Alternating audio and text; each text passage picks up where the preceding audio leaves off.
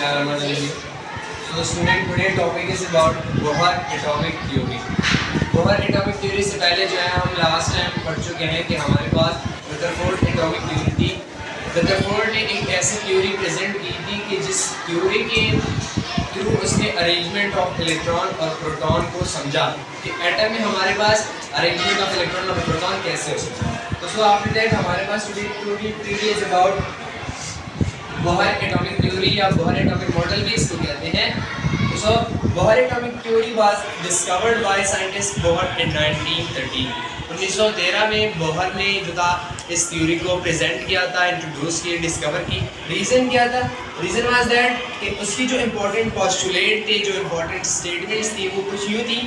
पहला जो important postulate था वो ये कहते हैं कि इलेक्ट्रॉन्स जो है हमारे पास, क्या चीज़? इलेक्ट्रॉन्स जो हमारे पास है वो किसी भी एटम के न्यूक्लियस में, यहाँ पे मैं आप लोगों को समझाऊँ, ये मीन दैट कि हमारे पास इलेक्ट्रॉन्स जो होते हैं वो न्यूक्लियस के इर्द गिर्द सर्कुलर पाथ्स होते हैं, शेल्स होते हैं, जिनमें हमारे पास इलेक्ट्रॉन्स क्या करते हैं? रिवॉल्व करते हैं। क्या करते हैं? रिवॉल्व करते हैं। तो सो उसने कहा अकॉर्डिंग टू बोहर की जिन पाथ्स पे, जिन सर्कुलर पाथ्स पे, ऑर्बिट्स पे इलेक्ट्रॉन रिवॉल्व करते हैं उनको शेल्स कहते हैं। हम क्या कहते हैं?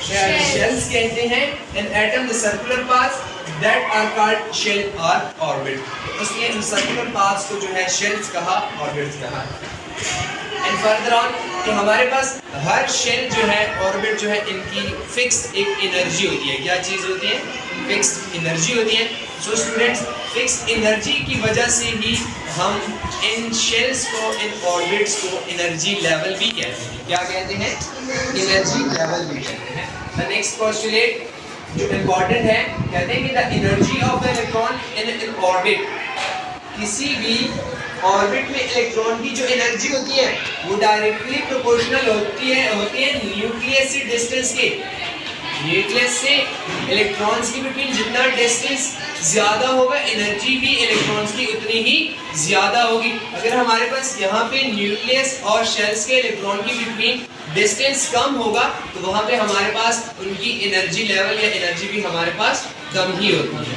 फर्दर ऑन नेक्स्ट जो थर्ड पोस्टुलेट है, that is about the electrons only revolve in the orbit. Electrons क्या करते हैं? इलेक्ट्रॉन्स हमारे पास जस्ट उन ऑर्बिट्स में रिवॉल्व करते हैं जिनका angular momentum, what does it mean by angular momentum? Angular momentum mean that कि the orbit that has the angular momentum equal to h/2 pi. जिस ऑर्बिट का, जिस शेल का एंगुलर मोमेंटम h/2 पाई के इक्वल होगा हमारे पास, उसमें ही इलेक्ट्रॉन क्या कर पाएंगे? रिवॉल्व कर पाएंगे। तो स्टूडेंट, यहाँ पे हमारे पास मोस्टली स्टूडेंट्स कहते हैं कि सर हमें इस चीज़ की समझ नहीं आई, ये h/2 पाई क्या है? h/2 pi is the value of angular momentum. Angular momentum mean है जहाँ पे हमारे पास h जो है प्लांक्स कांस्टेंट है। क्या चीज़ है? This is the Planck's constant, जो हमें थ्योरी ये बताते हैं, जिसकी वैल्यू है 6.626 मल्टीप्लाइड 10⁻⁻38 जूल पर सेकेंड। जिस शेल ऑर्बिट की एनर्जी इतनी होगी और एंगुलर मोमेंटम ये हमें गिवन होगा, तो ओनली उसी ऑर्बिट में, उसी शेल में हमारे पास इलेक्ट्रॉन क्या करेंगे? रिवॉल्व करेंगे। नेक्स्ट जो इम्पोर्टेंट पोस्टुलेट थी about Bohr theory, that was कि हमारे पास लाइट इज एब्जॉर्ब। लाइट क्या होती है? एब्जॉर्ब होती है जब हमारे पास इलेक्ट्रॉन्स क्या करते हैं? देखिए, light is absorb when electron jumps from lower energy level to higher energy level. जब हमारे पास लोअर एनर्जी लेवल से इलेक्ट्रॉन हाई एनर्जी लेवल की तरफ जंप करेगा तो एनर्जी क्या होगी? एनर्जी एब्जॉर्ब होगी। क्या होगी?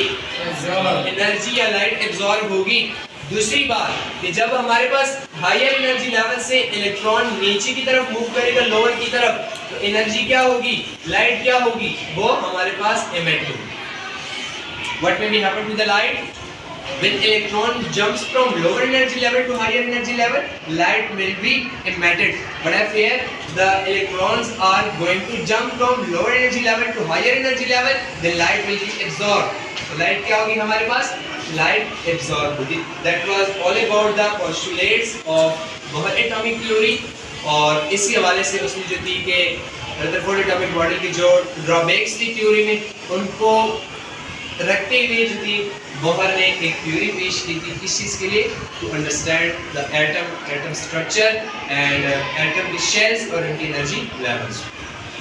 Thank you so much.